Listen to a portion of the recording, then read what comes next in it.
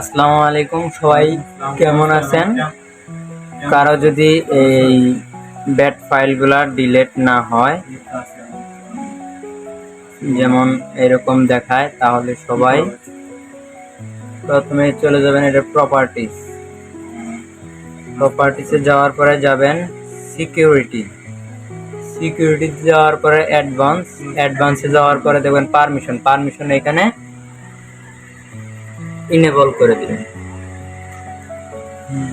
enable করে দেওয়ার পর অ্যাপ্লাই চেঞ্জ এই সিলেক্টগুলো এসে করো, তারপর ওকে দেওয়ার পরে এইখানে এসে দিবেন